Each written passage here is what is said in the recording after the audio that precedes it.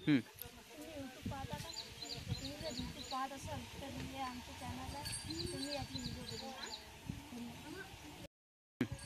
तुम्हाला प्रश्न करतो, मुली का शिकवली?